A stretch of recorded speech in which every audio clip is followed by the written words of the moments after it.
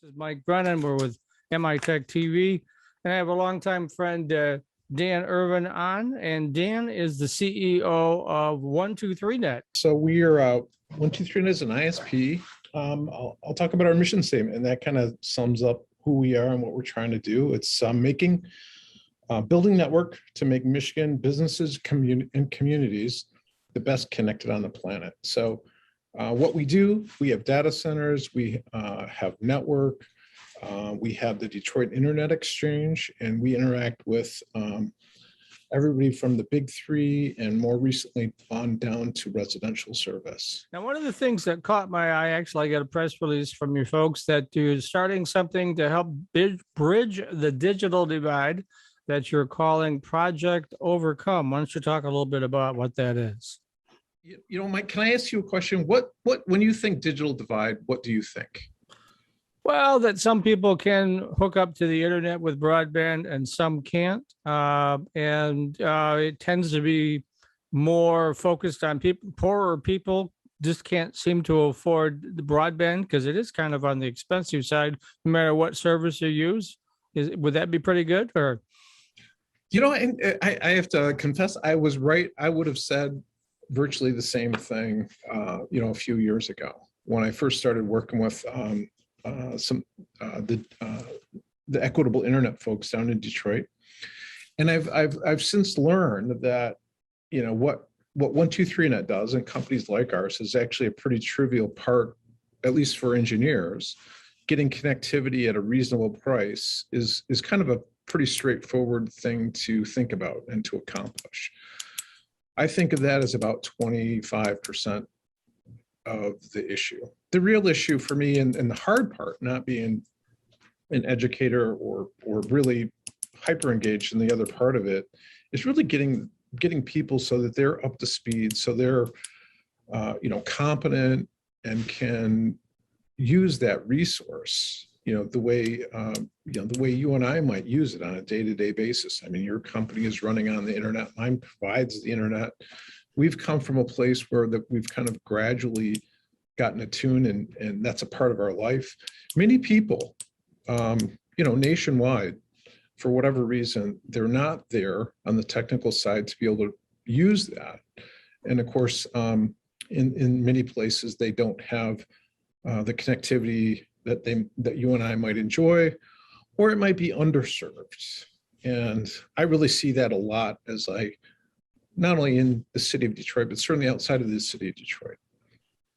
Yeah, one of the things that I was aware of, because you made me aware of it a couple of years ago, and I don't really think it's changed, is about 40% of the city residents just don't have home internet access, which is amazing when you think about it. About 700,000 people in the city. So we're talking 300,000 people or folks can't use the internet.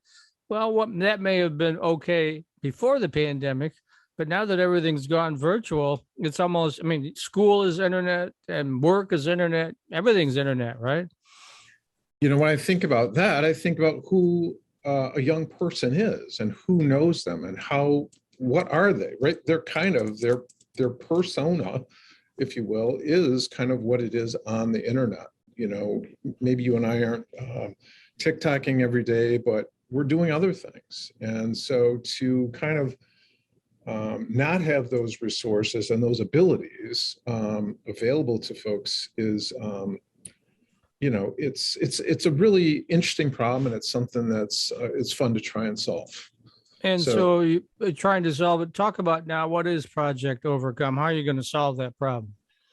So Project Overcome is a project that was, I think,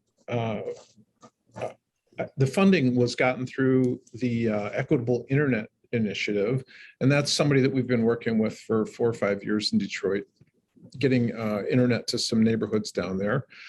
And so they applied to the National Science Foundation for a grant to do a little pilot project in Southwest Detroit.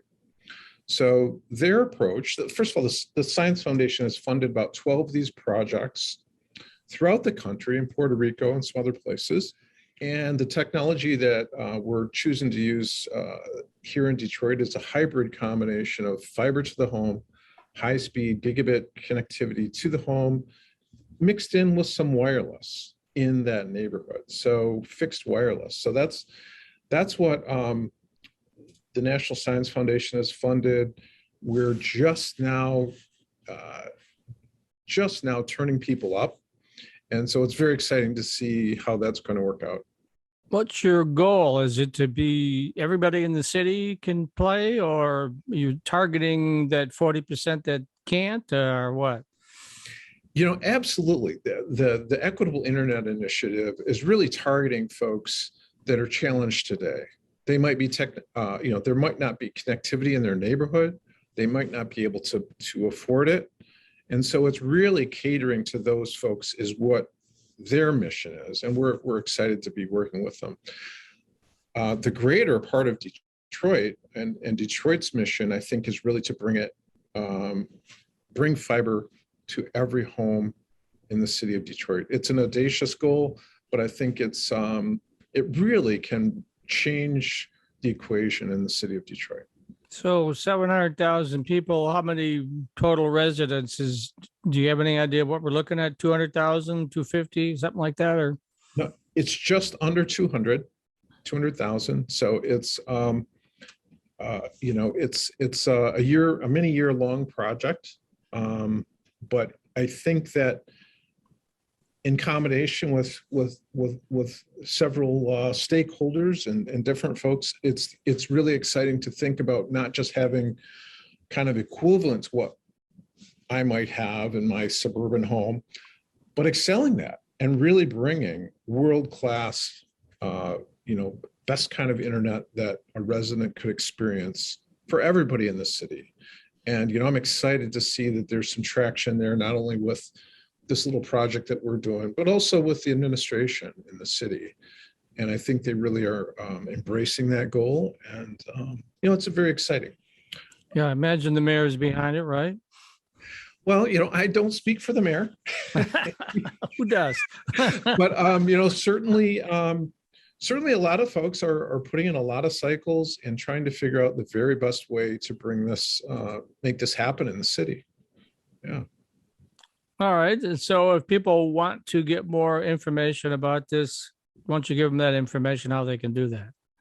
Oh boy, I hadn't thought of that. I think the Digital Internet Initiative in Detroit, or Equitable Internet Initiative, they can Google that.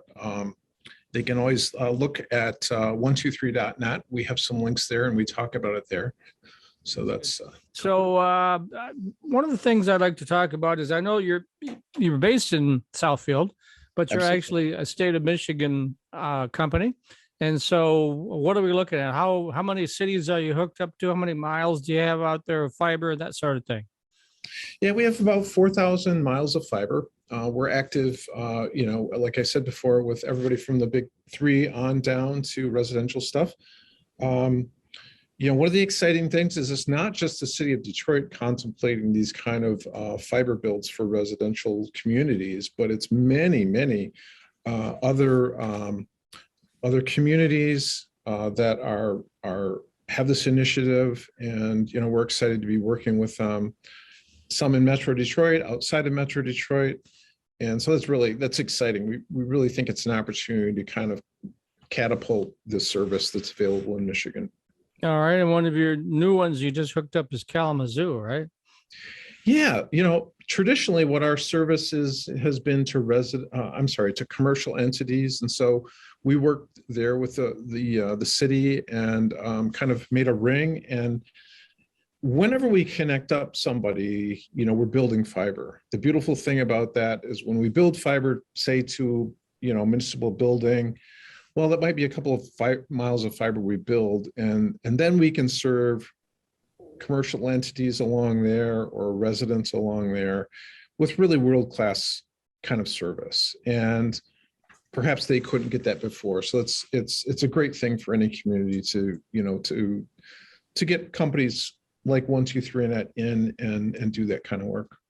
All right. Coming down to the end, once again, Dan Irvin, people want to reach out to you, tell them how to do it. Sure. 123.net, one of the easiest URLs around.